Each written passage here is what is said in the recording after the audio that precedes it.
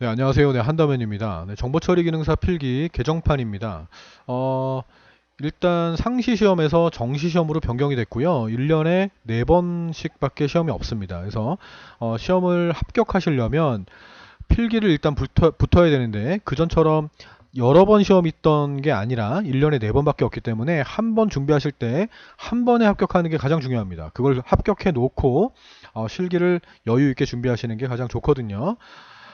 근데 정보처리 기능사 필기가 일단 난이도 자체는 그렇게 어렵지 않습니다. 배우는 건 어려워요. 배우는 건 컴퓨터의 구조를 배워야 되기 때문에 뭐 논리회로라든지 진법 변환이라든지 뭐 이런 파트들이 좀 많이 있습니다. 그래서 많이 배우는 건 어렵지만 문제 자체가 문제 은행식으로 출제가 되기 때문에 그렇게 어렵진 않다 준비하는데, 근데 이제 문제가 뭐냐면 얘네가 정시 시험으로 변경했음에도 불구하고 문제를 공개하지 않습니다. 문제를 공개하지 않고 있다라는 거는 일단 CBT 시험으로 시험을 응시하고 있거든요. 이 CBT 시험이라는 게 잠시만요. CBT 시험이라는 자체가 컴퓨터로 시험을 보는 거라서 시험을 다 보시고 난 다음에 답안 제출을 하면 그 자리에서 몇 점 합격, 몇 점 불합격 이런 식으로 나오게 되거든요. 그래서 얘 같은 경우는 문제지를 공개하지 않아서 어떤 문제가 출제가 되는지 모르겠고요. 저희 학원에서도 얘 충분히 90점 이상으로 합격하는 애인데 뭐 시험을 실제 보면 85점에 합격하고 뭐 이런 애들이 있습니다. 그러니까 좀 어려운 문제, 뭐 학원에서 다뤄보지 않았던 문제가 출제가 됐어요. 하지만 거의 대부분은 다 다뤄봤던 문제들만 나왔었어요 라고 얘기하는 걸 보면 기존에 있던 범위와 크게 변경되는 건 없다라고 생각을 합니다.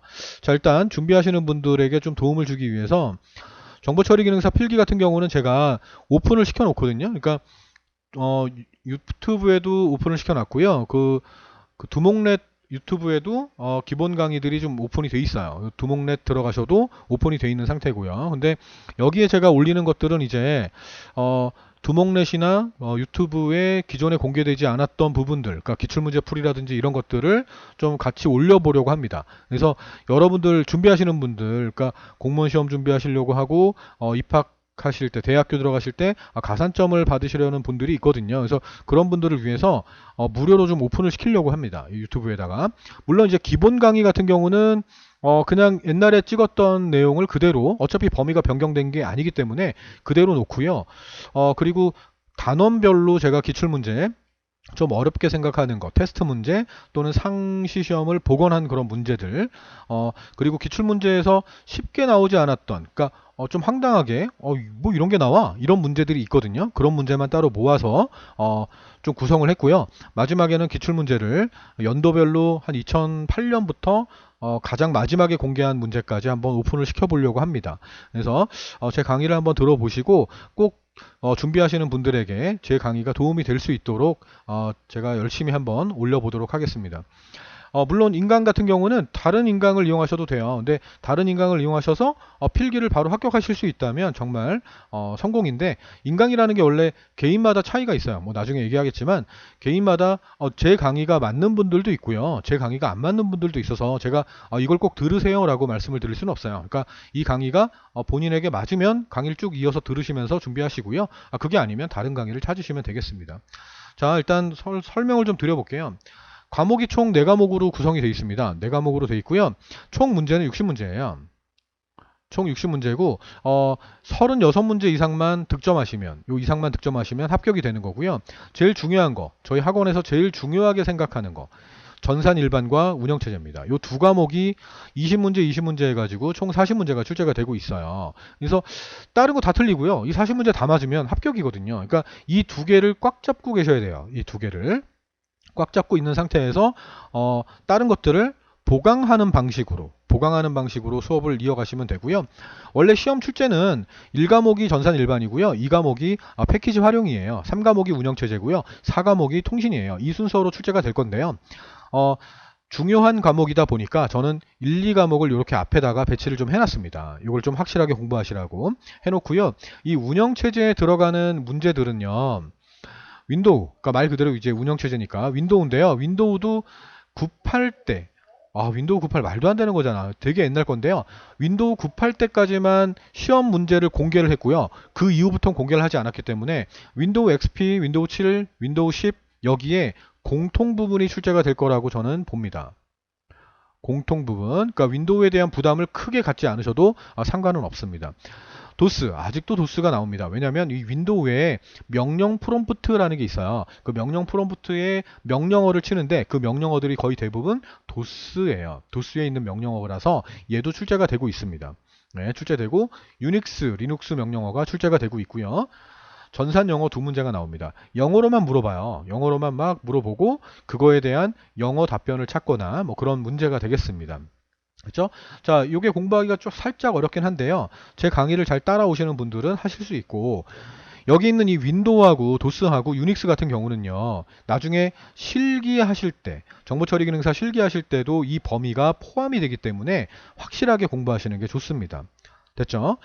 다음 3과목 같은 경우는 제가 한 강인가 두 강 정도로 그냥 끝내버렸어요. 왜냐하면 패키지 활용에 들어가는 과목이 엑셀, 데이터베이스, 파워포인트, 그리고 SQL 이렇게 네 과목이 10문제에 출제가 되기 때문에 뭐가 나오겠어요. 그냥 간단한 것들만 아셔도 충분히 풀 수 있는 문제가 나옵니다. 여러분들은 데이터베이스와 SQL을 좀 꼼꼼히 공부하셔야 돼요. 왜냐하면 실기에 포함이 돼요. 얘도 마찬가지로. 그러니까 미리 그냥 공부한다. 난 필기도 공부하면서 실기도 공부하는 거야. 이렇게 생각하시면서 좀 꼼꼼히 보시면 되겠습니다. 학원 애들은 제가 시간이 정말 없을 때는 이렇게 세 과목만 꽉 잡으라고 하고요. 나머지 정보통신은 그냥 기출문제만 풀어서 오답 정리하는 순으로 그렇게 좀 다루고 있습니다. 실제 강의도요. 여기까지는 좀 꼼꼼히 수업하는 편인데 정보통신은요. 시험에 나오는 거 위주. 그러니까 10문제에서 그래도 한 5문제 이상은 좀 맞출 수 있게끔 제가 구성을 해놨어요. 그러니까 필기에 너무 많은 시간을 투자할 필요는 없기 때문에 그렇게 했고요.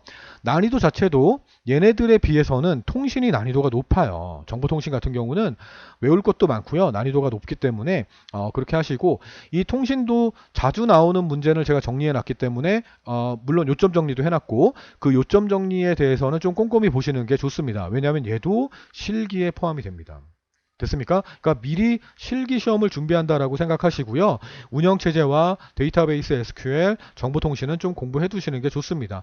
필기를 또 확실하게 공부할 수 있는 방법이기도 하고요. 됐죠? 자, 얘는요. 평균 60점 이상만 되면 되고요. 36문제 이상 득점하시면 됩니다. 네, 이상만 득점하시면 됩니다.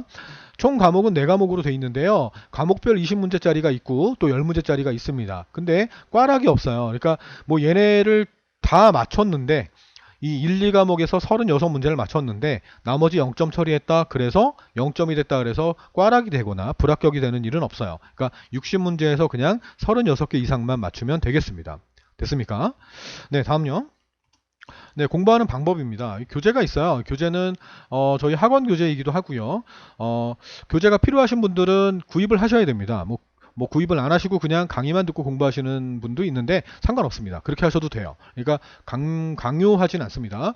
강의마다 제가 교재를 구입할 수 있는 사이트를 링크를 시켜 놓을 거예요. 그럼 링크를 시켜 놓으면 필요하신 분들은 구입하시면 제가 PDF를 전자문서죠. 그러니까 종이로 택배를 보내거나 이러진 않고요. 그냥 PDF 파일을 제가 이메일로 전송하게 됩니다.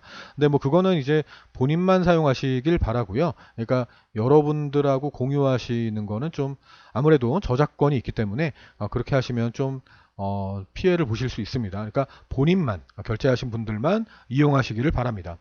다시 말씀드리지만 교재가 없어도 강의만 듣고도 공부하실 수는 있을 거예요. 그러니까 강의만 듣고 공부하실 수 있는 분들은 하시고요. 교재가 꼭 필요하다 그러면 구입하시면 되겠습니다. 자, 일단 기출문제를 정독해야 됩니다. 그러니까 교재에 있는 요점 정리는요. 정말 최소한의 필수 암기사항만 제가 준비를 해놨습니다. 그러니까 얘는 일반 출판사 문제 같은 경우는 교재 같은 경우는 좀 많이 두껍잖아요. 그죠? 공부할 게 너무 많아요. 그래서 시험에 나오는 거 위주로만 짧게 만들어 놓은 교재가 있거든요. 그거 가지고 빨리 진도를 빼시고요. 그리고 중간중간 단원별 테스트가 있어요. 기출문제 테스트가 있는데 그 테스트 문제도 직접 한번 풀어보시고 강의를 들으면서 맞춰보시면 되겠습니다. 기출문제를 좀 정독해서 풀어보시고요. 틀린 문제는 반드시 오답 정리를 하셔야 됩니다. 틀린 문제를 오답 정리를 하지 않고 계속 이어서 기출문제만 풀어나가는 방식은 좋은 방법은 아니에요. 왜냐하면 틀리는 것만 계속 틀리거든요. 사람들은. 그러니까 가급적이면 몇 개 안 풀더라도 확실하게 준비를 하시는 게 가장 좋습니다. 틀린 문제나 만약에 이해가 안 가거나 모르는 문제가 혹시라도 있다면 댓글 남겨주시면 확인하고 최대한 답변 드리도록 하겠습니다. 근데 제가 학원을 운영하고 있기 때문에 학원에서 수업을 띄고 있어요. 그래서 좀 답변이 조금 늦더라도 좀 이해해 주시기 바랍니다. 확인은 하고 있으니까 가급적 빨리 답변을 드리겠습니다.